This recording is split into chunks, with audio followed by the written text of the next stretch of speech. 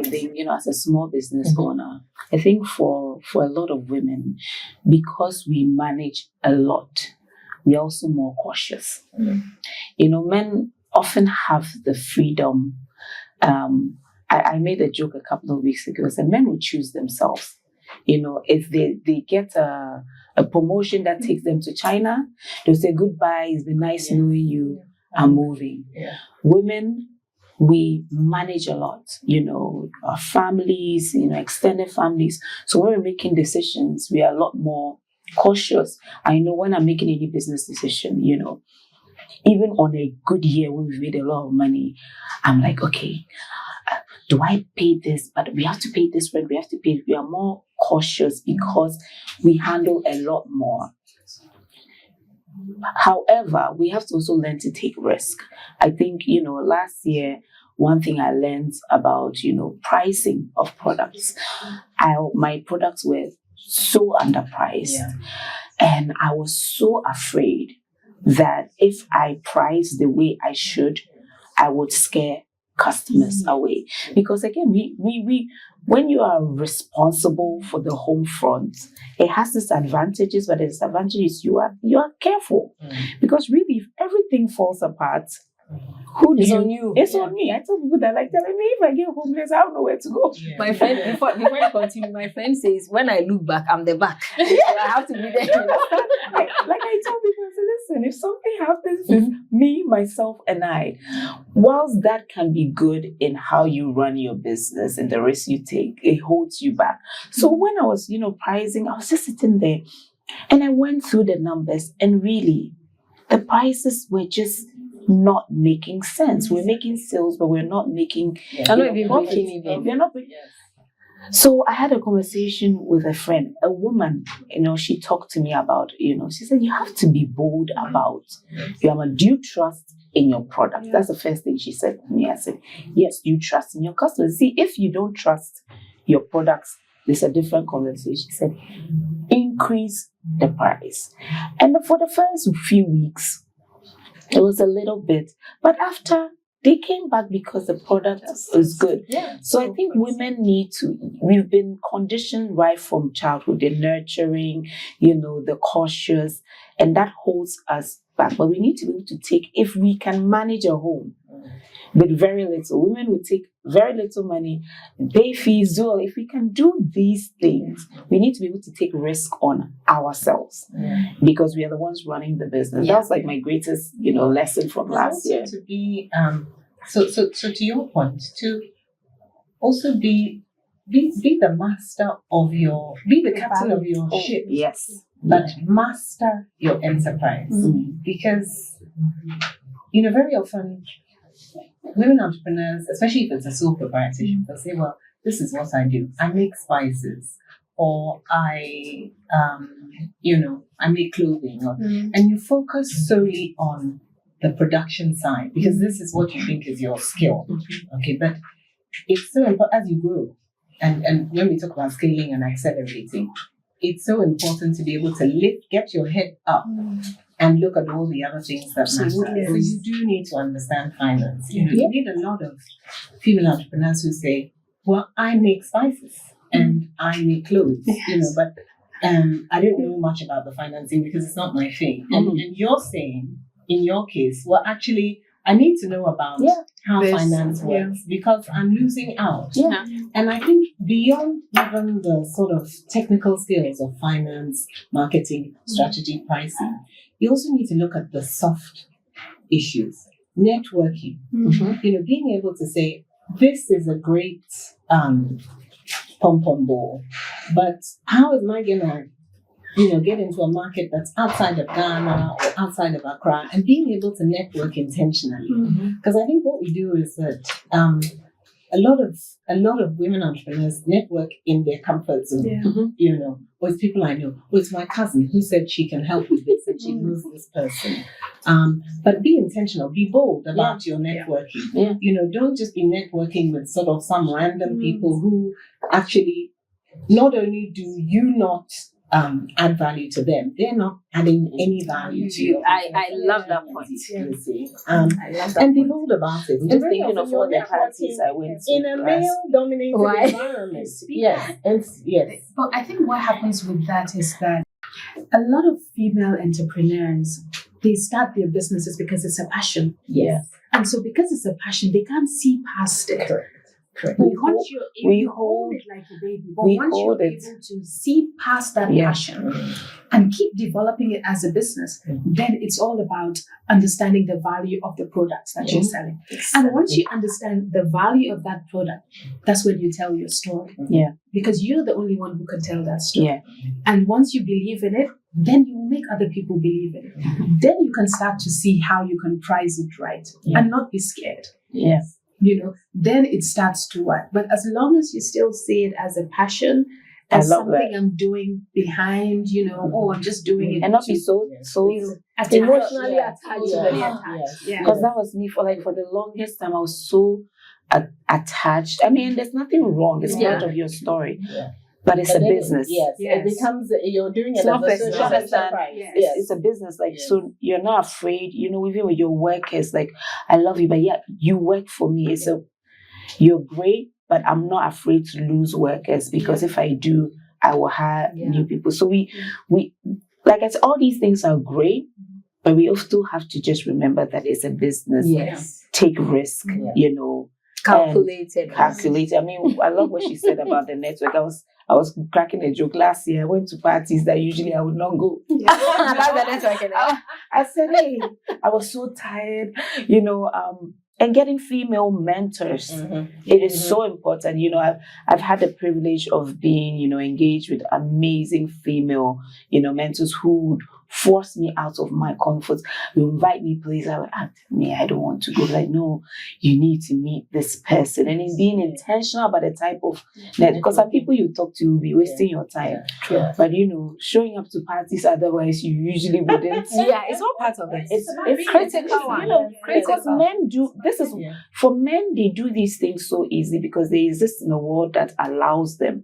For women, we have to be conscious about it because it didn't come easily. Even as a child, a female child doesn't have that much freedom to go out. Don't go out. If you go, men can go and play football. Women have to stay, at home. So it's something that doesn't come so Easy naturally to us. But we have to be intentional about these things. And then, sorry. Sorry. No, go ahead. A point you raised, that was, Mono, I think you were there at the GCIC, the last conference that they had, where one of the entrepreneurs was talking about this issue of hiring, but also firing.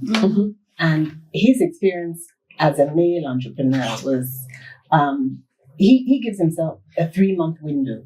So I'm going to hire Boatemaa, but I'm going to give her 3 months and let's see how she fares. And if she's not the right fit, I'm going to get rid of her and look for the next person. And the women around the table that we were at were saying, it's so much easier for men to fire, and women are so much more nurturing and so emotional. Yes. And you're thinking they have a family. Yes. And so you end up with the wrong crop of people. Now you're struggling, the business is growing, and you're struggling with how to get rid of them. And so to be a little more detached and maybe adopt that principle that, listen, there's a 3-month window. You either shape up or you're out. So I think it's we need to She doesn't agree. yes, But before that, someone made a comment. He said, I'm a good human, but I'm a mean business person. You can be compassionate and still have boundaries. Like I've had to learn the hard. Anybody that works for me is like my family. Like myself too. But that's dangerous. Not really. But I'll tell you how I had to balance it. So I had someone that worked for me for like 5 years. Really, really good person. We had a great relationship. How he stopped working for me was just so bizarre. And I remember his last words to me, even my older sister would not speak to me like that. And it was because he had done something wrong, and I was within my rights to caution him that, how dare you? Do you know that this is something I can fire you from? And because he felt that we were friends, he like, He what? took it badly. And then I'm a woman. See, in all of these years, at the back of his mind, I was still a woman. Yes. So when I've hired 2 or 3 people after, the current person I work with, I realized that, okay, naturally, I'm very compassionate and there's nothing wrong with that. However, it's a business. So having to learn how to balance that, I set very strict boundaries. So you can be a compassionate boss. For me, the kind of work environment I want to my favorite example is Google. Yeah. I went to a Google office in Ghana, fell in love. Yes. Lots of colors, Yes. food, Play areas, play, food, sofas. and so when they're coming to work, it's not so daunting, but they work. So I said, okay, this is the kind of environment I want for Kinky Matters. How do I achieve it? By creating all of these things, but setting strict boundaries. And you can do all of this and still have a 3-month, if you mess up, you are out. So my workers, if you mess up, I have no problem. Back then, I'll be like, if you go, she did this. Not even that. I can't even tell you what you did wrong. Because I'm like, it's like we are friends. And then it's like, I'm shouting at you and I don't want to shout. But you learn that, I think both points can be true at the same time. Boatemaa, what's your experience? I want to With my family. Yes, with the family. Oh, my business, we are all family. Anyway, so what we do is, I like to embrace my femininity. It's fine that I'm nurturing and you can think you are walking all over me and I'm considerate and all that. So that's that one. And I think all women should do that because that's your natural state. When you try to do something out of your natural state, then you're always on the edge and nobody likes that. So that's one. Achilles Farm, family owned to the bone. I think the only few people who are not family well, we have people that's... So we have a grill side and then we have the production side. So the grill side, we have a couple of grills over the weekend. So then we outsource. But the core team, my brother is there. My husband's sister is there.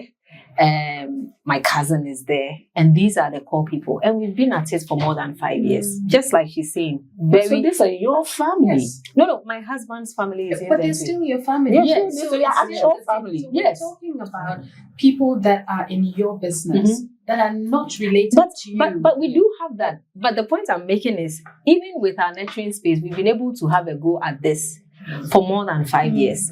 How do we do this? I'm still my kind person, but the boundaries. Yes. So how do you set those boundaries? I mean, can you fire?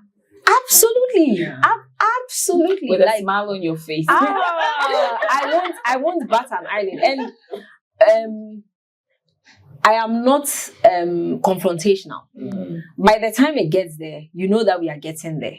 So we had this guy and he was working well. I don't know, maybe. And whenever these things happen, after you go, I also do an assessment of how you were introduced in. Maybe that's where we got it twisted. Long story short, he had to come in on a Saturday because we were busy. And he was complaining. And we told him, you need to be there. But we were out. We came and he had left. So when he came back, I was very nice. Says you are here. Yeah. I'm sorry. I can't work with you because, you don't choose when you come. Oh, madam. Yeah. And see, don't worry. Just go and see the accountant and then we are done. For 1 month, every weekend, pastor, elder at church, everybody came. And some of the things that he said before he went, madam, to wait. We've done this thing before, so you can't ask me to come. I understand, and Ghana is big. You don't need to be here. You really don't. Get out. But when you are there, I make it worth your while. I am happy to say. I'm not going to say that we are the biggest payer, but you feel like you are a part of a family. Really, really, like you know that I care about you. You know. And so when we get to that point, you would also know. And I think generally I have a sort of persona. I wish it went so, but I think I have a strict something. So if I'm not laughing, then you know that we are not playing. So I'll remember that. I like that. So I tap into that a lot. And so, yeah. And it's been working. When it's going well, and you are doing what you are supposed to do, you would know that I care about you. You will. And when it gets to the point where I have to correct you, you would also know that it has come up. I've called people, I've confronted people. You did this, you did that, you did that. Why? Oh, I'm sorry. I didn't realize that's what I had done. And so if I offended you, I am sorry. And that kind of thing. And then we move on. And then back to the topic that you were talking about, deliberate networking. Yeah. Another thing. You know, when I'm sorry that I hammer so much on getting the basics right. You know, when somebody is not well prepared and they come to you, they are more of a nuisance than, you know, like you really want to help somebody who is already on that trajectory. Yeah. So if your head is stuck in your products, like you're saying, and you're not doing the other peripherals well, even if I know Lydia might need your products, I wouldn't want to embarrass myself in front of her by recommending you because you don't have your basis right. So I always say, if you want to attract high caliber people in your little corner, you should be also high caliber. Yes. They should want something that you have. Yes. So that when I'm ready to make the introduction between you and her, I know that, oh, they are a great fit. But here we are, you are not quite there yet. The product is shaky. You don't take feedback well. Why on earth would I go and introduce you to somebody who is up there? You would embarrass me, and you know. So it's still back to the basics. I don't know. Maybe I'm just too internally fixated. I always think if it will happen, it's up to you. Get the basics right, so that if I come to you, oh, this is my pork sausage, you should be able to taste it and say, this is world class. I'll take you to Villa Monticello. They should buy your sausages. Also comes in. Yeah. So Absolutely. because you know this, and because you know that probably when it comes to this person's business, there's some half-halves, and you will not wholeheartedly recommend. You need to be open, and that's where a lot of women also have a problem. It's like they're worried that if they tell the person that, oh, you know, there's something wrong with your business, they would take it the wrong way. But I believe that it's better to be honest and straightforward with your colleague or with another business owner and say, look, I tried your product. However, I think that there's this and this. Maybe you should look at getting help for financial help, sales and marketing, or maybe just quality control. Right. You know, maybe it's the packaging, maybe it's something like that. But we need to be open enough to each other to say that, look, there is a problem. Yeah. And let so me help you sentimental. deal with it. Yeah. And so mentorship comes in because then you can either say, why don't you speak to this person? So you still recommend and say that, you know, speak to this person. They have a similar brand. And they can help And they you. can help. You know, the other thing that we worry about is, oh, the person is having the same sort of brand as me. What if they copy my idea? I say that nobody can really copy your idea, even if you're in the same business. Because what is in your head is not what is in my head. The way I will build my business is completely different from you. So we can be doing the same thing. And it's okay. Let's support each other to grow. Yeah. Can I just it's a say, whole life cycle. you know, when it comes to women, and I love what you said because I have a story for that. I think I have a story for everything. You know, because they're so, the women at the top are so few, we always feel like we are competing against each other. So when it comes to competition, there's this fear. When I started making my products, you don't know how many people are doing the same thing you are doing until you start. You think you have this brilliant idea. It's so unique. And your story is so great. And then you start, and then social media, that algorithm starts showing you thousands of people. And there's an initial fear. But we need to let go of the fear. And there's a friend of mine, she's a direct competition. Like, doing very well in her field.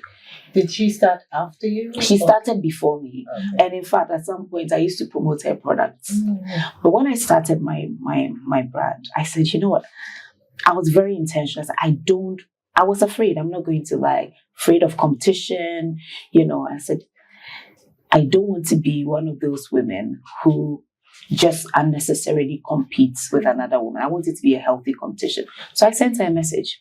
I said, hey, I know I used to promote your brand, but I'm starting my own. I just wanted to let you know, and also let you know that there's room enough for all of us. And for years, people buy my products, they buy her products. Sometimes I run out of ingredients. I'll send her a message. When we go to trade shows, she will come to my stand. I'll buy from hers. And I was like, this is so important to have women not be afraid to compete. And we have discussions about, she was the first person to tell me she went into an accelerator program. When we are not afraid to have the hard conversations and I've really benefited from women. Some of my biggest financiers, supporting my business have been women.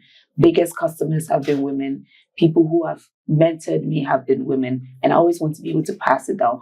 But we have to remove that fear because there's room enough for all of us. 100%. And as much as I'm talking, still there are days when I get afraid because I'll see someone, I'm like, oh boy. But then I have to, it's when you've been conditioned your whole life that only one girl makes it to the top. That's so untrue. When you get to the top, you want to make sure nobody else, comes there. So it's something you have to fight.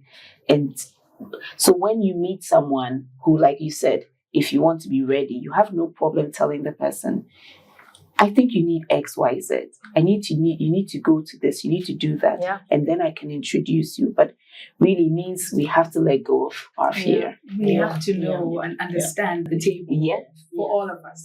We always think there's only one seat. Like you have to get a seat at the table. Or bring your own chair. When you get to the table, it's okay to allow other people. Like you said, bring your chair. There's not enough seats. Bring your chair. Let's all sit together. Let's grow together.